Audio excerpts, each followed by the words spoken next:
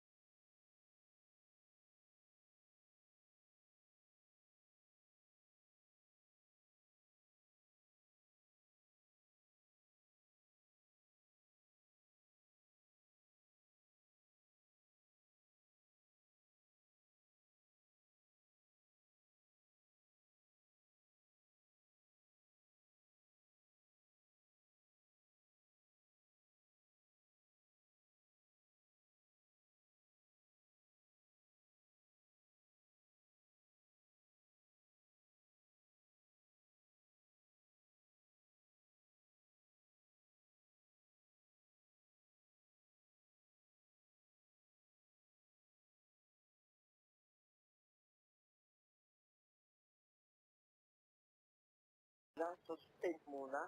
We are truly apologetic po sa humihingi po kami ng paumanin sa nangyari po na pagkaantala po. Meron lang talagang technicalities at legalidad na kailangan nating sundin. Pagkatapos po na mailabas po ng COMELEC ang kanilang desisyon, kaagad naman po nating sisimulan yung pag-credit na naman ulit.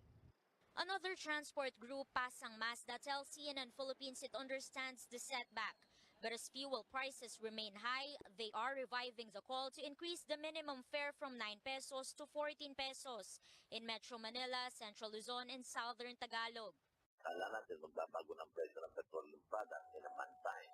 Subalit, nakita natin yung paggalaw sa pagdating ng merkado ay talagang hindi very volatile ang presyo kanya. Yun ang aming pagbinigay, pinatuloy ko natin. The LTFRB confirms it has set another hearing in May. Amor Santos, CNN Philippines. The 500 peso monthly ayuda President Duterte promised poor households will run for 6 months. Finance Secretary Sonny Dominguez says advance payments for cigarette tax stamps will partly fund the 41 billion pesos needed for 6 months' worth of cash subsidies. Dominguez explains at least one cigarette company promised to pay the tax to the tune of 10 billion pesos. Even the cigarette companies, we've asked them to pay in advance. And they have responded. One company gave 10 billion? Yes.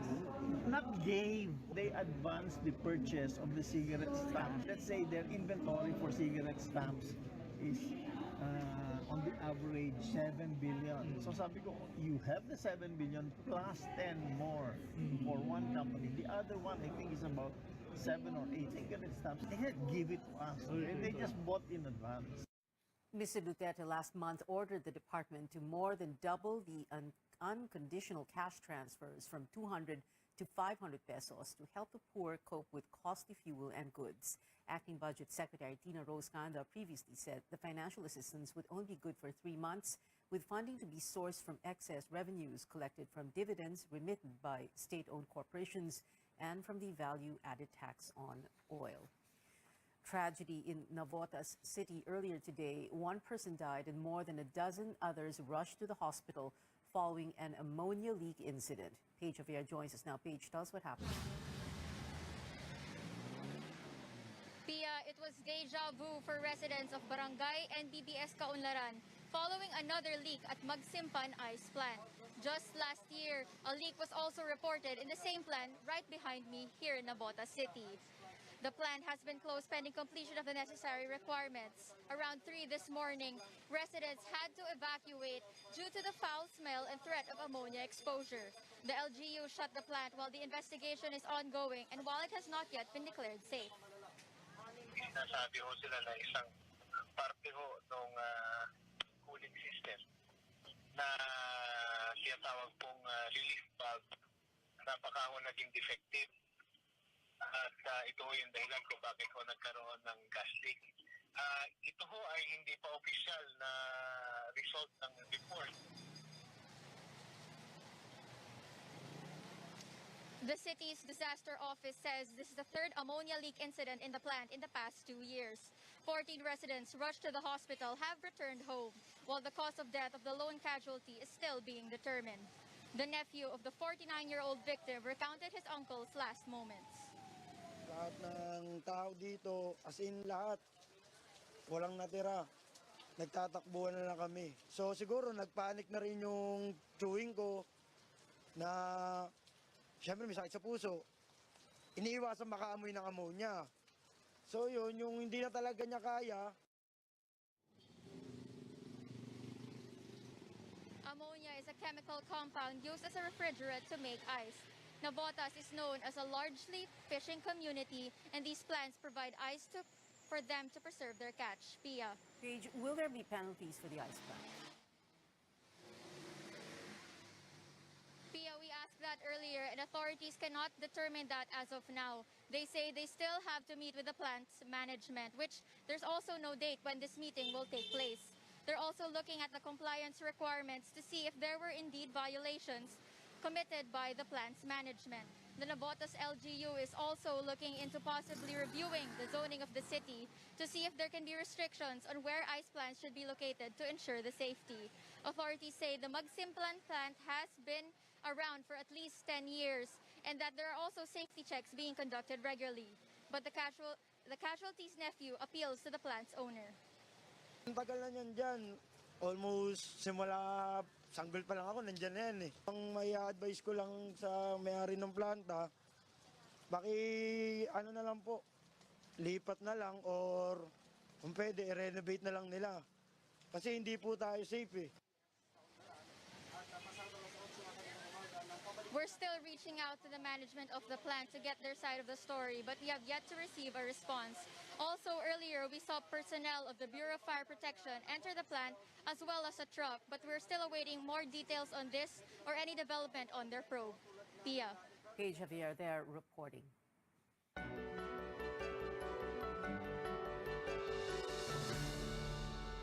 More students will finally be back in school after over 2 years of studying from home, away from their classmates and teachers. Education officials are putting up safeguards to ensure the safe return to in-person classes. Chrissy Di Matulak tells us students cannot wait to experience the fun in learning in the classroom again. Robin and Samuel share the same household. During daytime, their living area becomes a mini classroom as they both attend their online classes. Robin teaches English to grade school and high school students. With the looming resumption of face-to-face classes, she says she's more than ready to once again see her students in the flesh. Mas madali mo kasi talagang mai-apply doon sa bata pag kailangan mo ng added na strategy to help the child understand and learn sa mga lessons nila everyday. Samuel, on the other hand, is a high school student at the same school where Robin teaches. He says online school was fun at first because he was able to spend more time at home. But now he looks forward to physically spend time with his classmates. Yes, handa na po at makikita ko na po yung mga kaklase ko po sa teacher po kasi po fully vaccinated na po ako po. With most of the country now under the lowest COVID-19 alert status, the government plans to expand face-to-face classes to more than 17,000 schools nationwide. The Education Department says online classes will still continue to avoid overexposing students to the virus. Ang mundo ay hindi naman 100% face-to-face. Ang mundo umiikot din sa technology, umiikot din sa ibang pamamaraan to communicate. Kaya yung ating mga bata, ihahanda natin para dyan. With more schools gearing up for face-to-face classes after the May polls, the Health Department assured the public that the country is ready in case of another surge. We are prepared for that. You must remember our vaccination coverage is quite substantial now. No? It's about 74% of our target population of 90 million Filipinos are already vaccinated. So you cannot compare this year to year 2020 and 2020 higher, more substantial. DepEd recognizes the pandemic has left a permanent mark on the learning system in the country, forcing both teachers and students to adapt. The agency also says before face-to-face classes resume, many teachers hired during the pandemic are being retrained for back-to-school operations. Chrissy De Matulak, CNN Philippines. As the country prepares for the new normal, one expert is not ruling out the possible entry of the Omicron XE subvariant. Infectious diseases specialist Dr. Edsel Salvania says the hybrid of two Omicron subvariants, BA1 and BA2, is seen to spread 10% faster than the original BA2. May na-report na isang case sa Thailand. Now, itong mga recombinants na to, kung meron silang survival advantage, pwede silang lumaganap at kumalat sa iba't ibang places. There's always a possibility it can come in, but we don't expect it to be more severe and we don't expect it to dodge vaccines any worse than BA1 or BA2. Salvania reminds the public to get boosted to increase immunity against Omicron XE, while the government is preparing to donate COVID-19 vaccines to Myanmar and Papua New Guinea. The Health Department checking which brands and how many doses will be given. Mag-donate lang tayo nung kailangan nila at saka yung sa tingin naman natin, maaari nating itulong. But not all the excess stockpiles will be provided. And also, it's really not proper that we call it excess, no? Kung sakali, no? Meron ho tayong ititira because we still need it. Meron po tayong additional na doses na naandyan na maaari po natin ibigay sa kanila as pagtulong sa mga bansang ito. The donation comes as 27 million COVID-19 shots are set to expire in July. Coming up, in a few days' time, Filipino voters overseas can start casting their ballots, but some say the government is not ready for the absentee voting. And Converge ICT Solutions formalizes its entry into Asia's first professional basketball league. Details next here on CNN Philippines.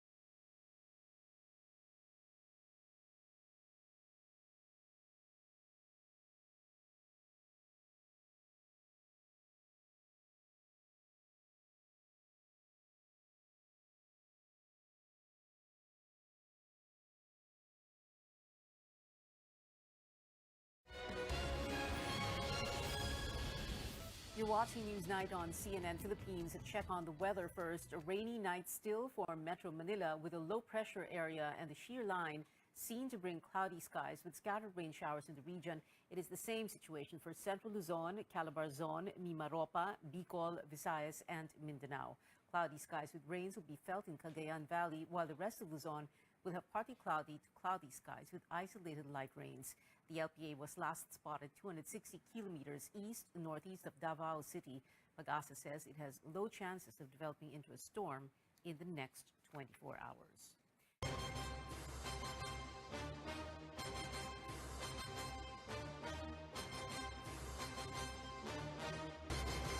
The Commission on Elections says it is all systems go for overseas absentee voting, which begins this weekend. But are the preparations for the month-long voting process amid the COVID-19 pandemic enough? Tristan Nadalo reports.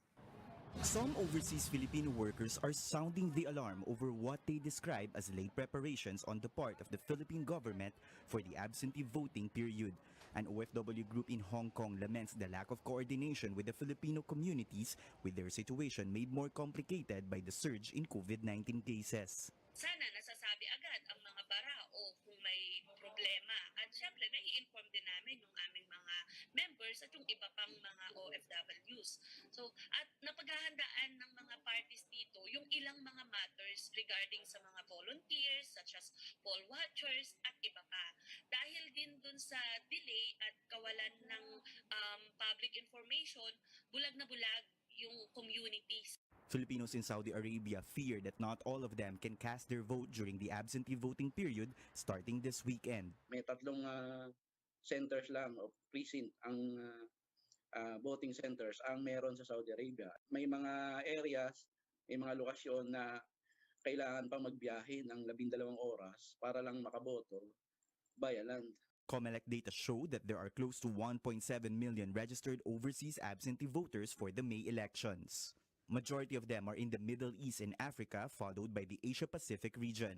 According to the advocacy group Right to Know, Right Now Coalition, despite the number of registered voters, low turnout can be expected due to several factors. We feel that because the budget cut is significant, this might affect how effective the rollout of the overseas voting. Some will have to fly, that will mean missing a day's work. So some of these things. The other one, of course, this comes at the heels of the pandemic, where mobility was highly limited, and where even in some areas, even the operations of our diplomatic posts at times were limited. Despite the limitations, the poll body says they have sent all the election paraphernalia to various posts abroad. Embassy and consulate personnel have also been trained to facilitate the voting process. Allowances and honorarium for election staff have also been set aside amid a tight budget. Ready na po tayo dahil 100% na po natin nadidispatcha yung lahat po ng mga gamit na gagamitin nila magmula sa vote counting machines at saka doon sa mga balota. At the same time, yung mga iba pa mga election paraphernalia at yung ating mga post, ang ating mga embahada at konsulada kung saan gagawin yung mga botohan ay handang-handa na rin. Lalong-lalo na yung mga staff po natin. Some groups call for budget augmentation for overseas absentee voting. They also call on the government to ensure overseas Filipinos will have the means to take part in this crucial exercise of democracy. Overseas voters can only vote for national positions such as president, vice president, senators, and party list group. The voting period will be from April 10th to May 9th. Tristan Udalo, CNN Philippines. Former President Gloria Macapagal Arroyo has endorsed presidential candidate Bongbong Marcos and his running mate Sara Duterte. Arroyo, who's running for re-election and is unopposed as 2nd District Representative of Pampanga, asked Kapampangans last Monday to support the tandem, saying the vice presidential bet's father, President Duterte, provided help to the province. But despite endorsements from big political names and high survey rankings, Sara Duterte is not yet confident she and Marcos will win the elections. Confidence, wala po yan dahil we are always running scared.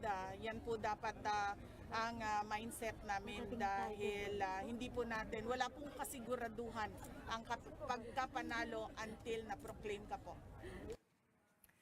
A fisher group holds a parade at a fish port in Rizal Province in support of Vice President Leni Robredo and her running mate, Senator Kiko Pangilinan. Pamalacaya says the fishing sector's demand to uphold Manila's sovereignty in the West Philippine Sea and to protect Filipino fishermen in the territory are some of the reasons they are backing the tandem. Pangilinan says while he acknowledges the need for more water sources, the construction of the Kaliwa Dam should not disregard laws and the rights of communities that will be affected. He says the government should not rush the Chinese-funded agreement worth more than 12 billion pesos, adding the project might end up like the government's allegedly anomalous deal with Farmally if not properly studied. The Kaliwa Dam will traverse the provinces of Quezon and Rizal and is expected to deliver 600 million liters of water per day to Metro Manila and nearby provinces. A volunteer group for Manila Mayor Isko Moreno calls on presidential candidates to sacrifice and give way to one aspirant who will go up against survey frontrunner Bongbong Marcos. The group named Isko Moreno Volunteers urges candidates to rally behind the most winnable contender based on credible data. You can catch my interview with the head of the Isko Moreno Volunteers, Tim Orbos, later on Politics as Usual at 8 in the evening. We'll also be speaking to Moreno's campaign strategist, Lito Banayo. See you then. Now, the Finance Secretary reiterating that the Bureau of Internal Revenue is still working on collecting the unpaid taxes from the heirs of former President Ferdinand Marcos. Carlos Dominguez also says the BIR is still determining the exact amount due.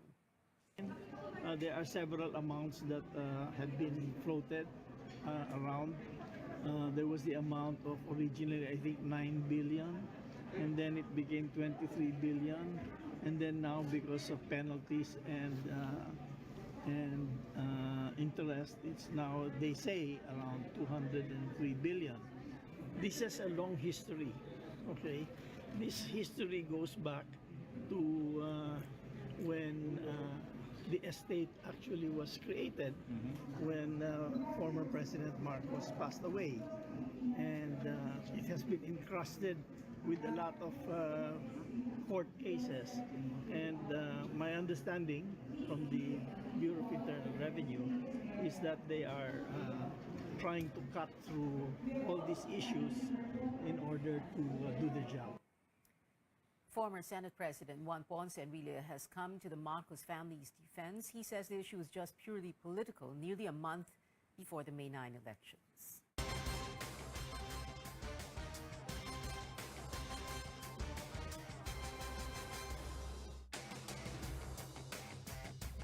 Still on Newsnight, we meet the Converge Fiber Xers, the telco company's team at the Philippine Basketball Association. And the K-pop group Big Bang drops its first track in 4 years. Stay tuned.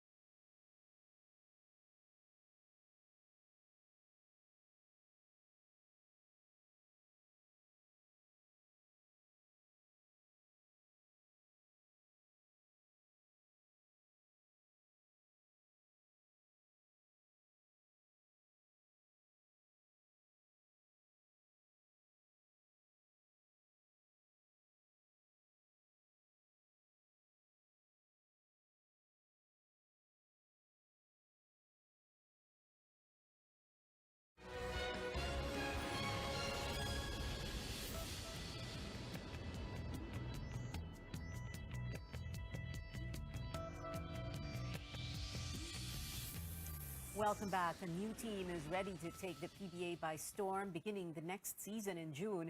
Converge announced its squad will go by the name Converge Fiber Xers in an official launch today. The telco company acquired the storied franchise of Alaska following 35 PBA seasons. The new team is said to have familiar faces led by former Alaska head coach Jeff Carriazo and star guard Jeron Deng. Ex-PBA Commissioner Chito Salud makes his return to the league as team governor. Higitan pa namin ng aming effort to entertain more our Alaska fans. Higitan in terms of trainings, mga players ng medyo magagaling. So, yung coaching, yung exercise, yung practice, dadagdagan namin to make sure we be being competitive in this field. Dennis wants a young team. He wants a fast team that can shoot the three. In the UAAP, the UE Red Warriors suffered another loss in its first game this season without head coach Jack Santiago. The FEU Tamaraws topped the Red Warriors 88-74. UE has yet to score a season 84 win and has to go without Santiago until its next match. He was suspended after telling players to harm UP's Richie Rivero in a previous game. On the other hand, will the Ateneo Blue Eagles keep their winning streak going? The Blue Eagles are facing the NU Bulldogs 7 p.m. at the Mall of Asia Arena. Today also marks the first time in 2 years that UAAP games have a live audience. Heading overseas, rapper Kanye West drops out of one of the world's biggest music festivals, Coachella. West was set to headline the event along with Billie Eilish and Harry Styles. A source close to the artist says he didn't want to take the stage amid his divorce from Kim Kardashian. Multiple sources also saying West's performance at the Grammy Awards was canceled. He didn't show up, but he did win 2 Grammys. New releases in K-pop, Big Bang's highly anticipated comeback single Still Life is here. The veteran K-pop group last dropped music 4 years ago because the artists completed their mandatory military service. This is also Big Bang's first song as a quartet, with a member retiring from music in 2019. Take a listen.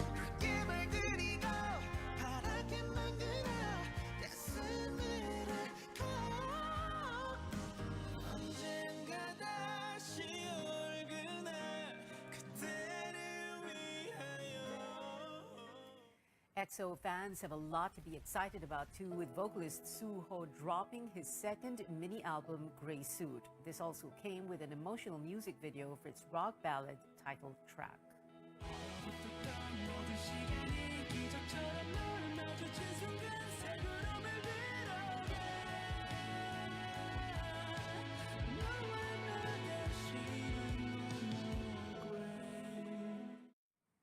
Suho came out with his first solo EP in March 2020 called Self-Portrait.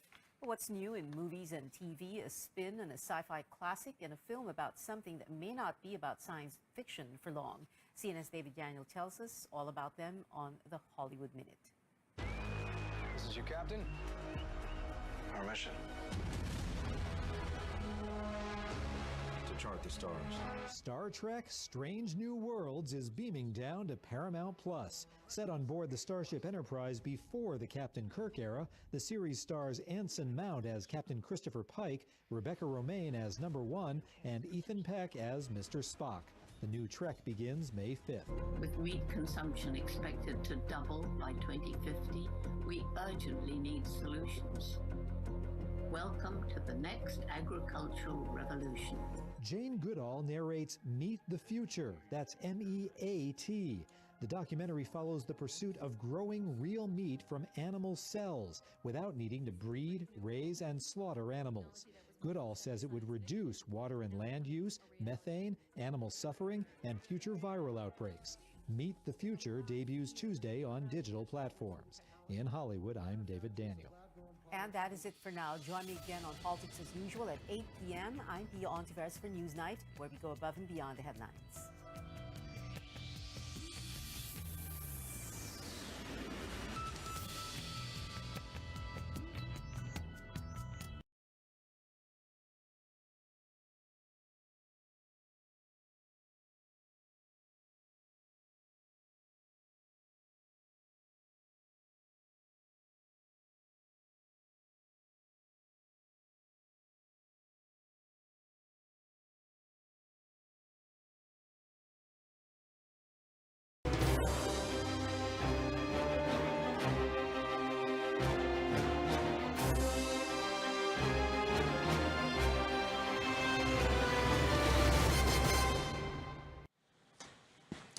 Ngayong isa-isa nang nagsusulputan ang mga kakandidato sa 2022 elections, panahon na para kilalanin ang mga pagpipilian ng mga botante. Isa sa inaasahang tatakbong senador ang kilalang TV presenter na si Raffy Tulfo.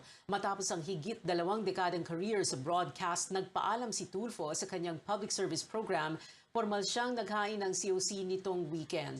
Matatandaang nanguna si Tulfo sa pinakabagong senatorial survey ng Pulse Asia.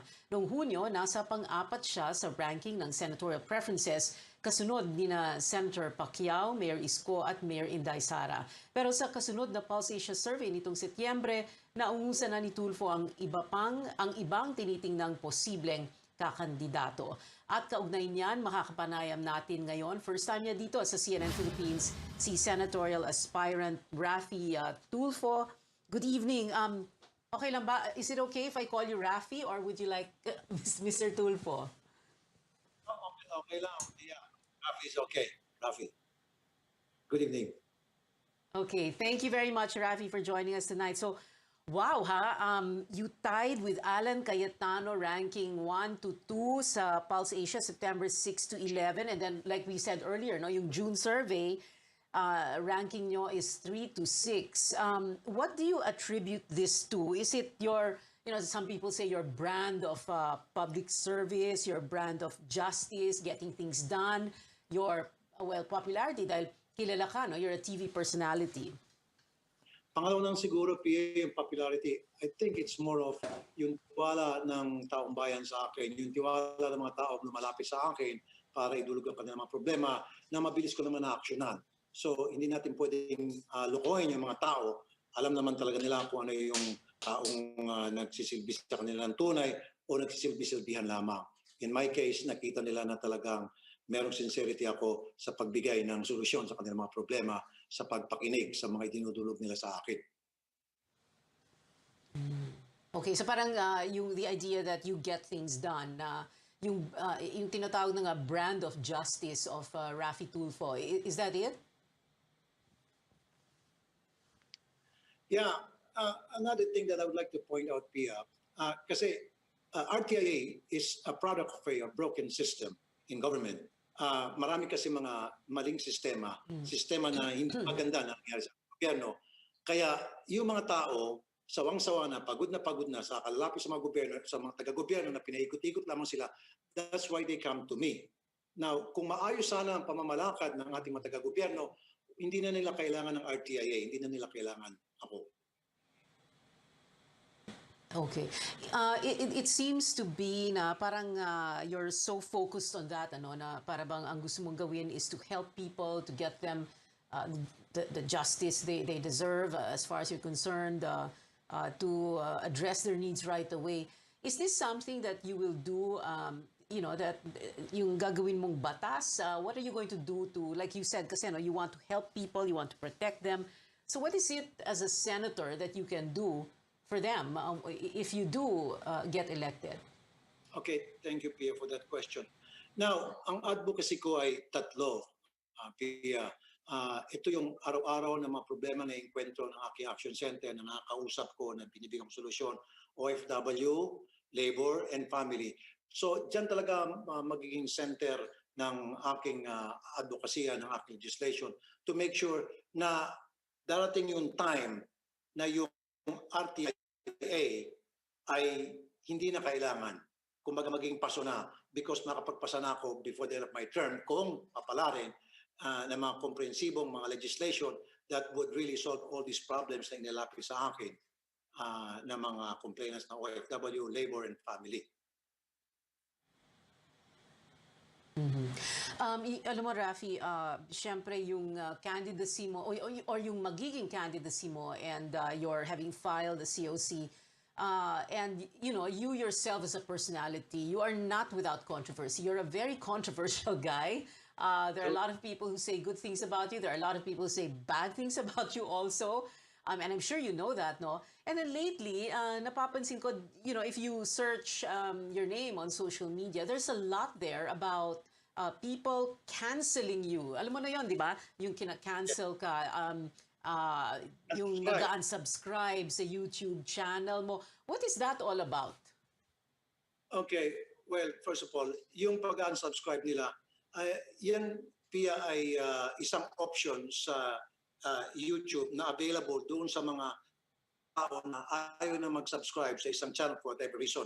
So I think these people are just practicing that option or using that option. Now, nagkaroon kasi ng misinformation tungkol sa nasabi ko sa isang pronouncement ko sa aking programa, pinag-aaway lang ako nitong mga taga-DDS na dati naman, member din ako ng DDS. Siguro hindi na nagustuhan ang tutunay talaga nilang reason kung bakit. I think it's not about ABS-CBN. I think it's about, they thought me running against the president as VP ni Senator Manny Pacquiao, na hindi naman totoo. At doon nag-umpisa yung galit nila, doon nag-umpisa yung pagbabash nila, doon nag-umpisa yung pagpapakalat nila ng mga maling impormasyon. Okay. All right. I have a few questions, Rafi, before we go to a break. No, of course, pag senador ka, hindi ka naman part ng executive branch of government, and therefore you cannot really run government, and you will be able to, implement policy, for example. But of course, the biggest question today is how the next administration, how the legislature in the next administration will be handling or will want to see the health crisis handled differently. Because of course, ang pinag-usapan, balancing lives and livelihood and lockdowns. So, how do you want to see the health crisis, the pandemic managed better? Okay, let's talk about the future, Pia. Sa ngayon, nakikita natin maraming mga maliliit na kumpanya, small business and medium enterprises na nagsarahan.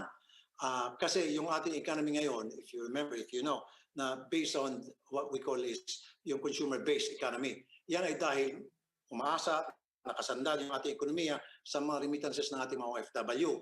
At nakikita mo naman, marami sa ating mga OFW na papauwi na.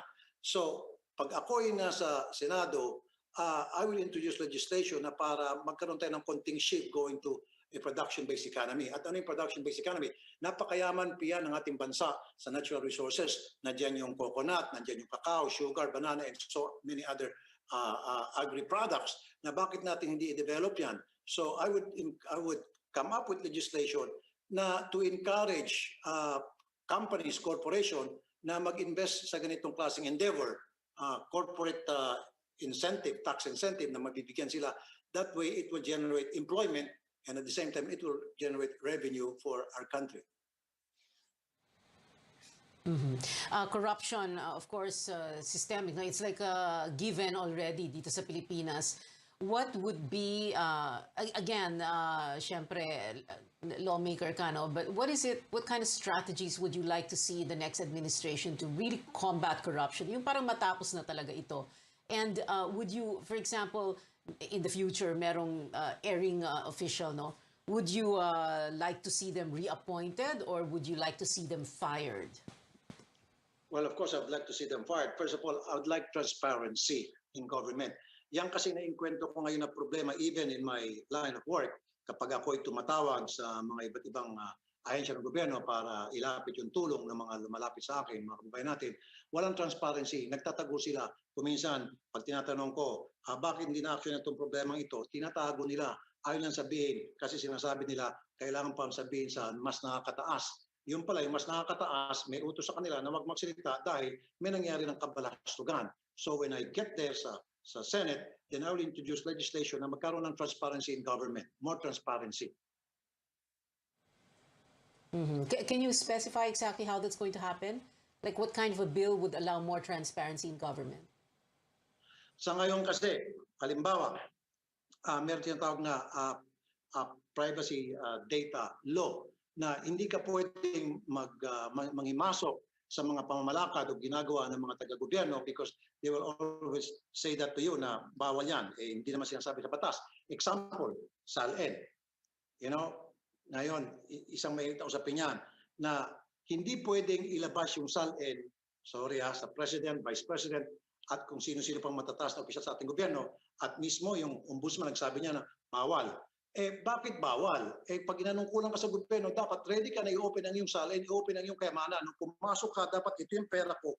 Ngayon, nasa palagitnaan, pag-servisyo ko, ito pa yung pera ko. Paglabas ko, ito pa yung pera ko. Na kapag pasok mo, ito yung pera mo. Paglabas mo, ang laki ng pera mo, then there's something wrong.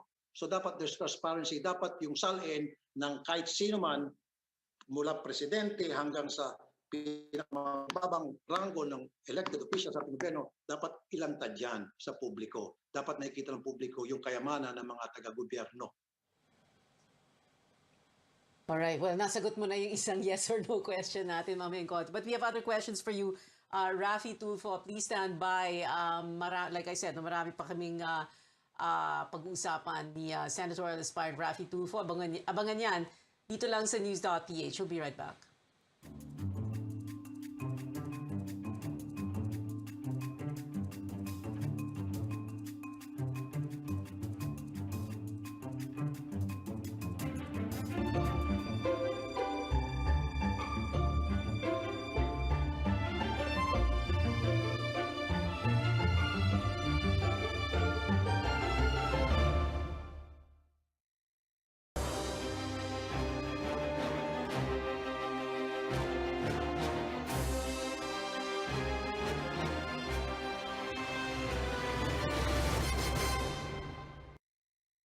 News.ph sa CNN Philippines. Kasama pa rin natin ang batikang broadcaster at senatorial aspirant, the very controversial Rafi Tulfo.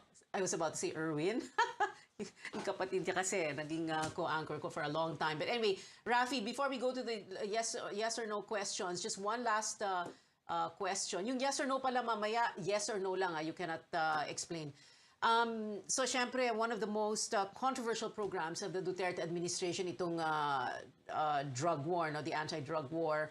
Are you in favor, in the next administration, are you in favor of another ironclad, no-nonsense anti-drug policy? You know, would you fight the war on drugs the same, or would you want to see the war on drugs fought the same way it was fought during this administration?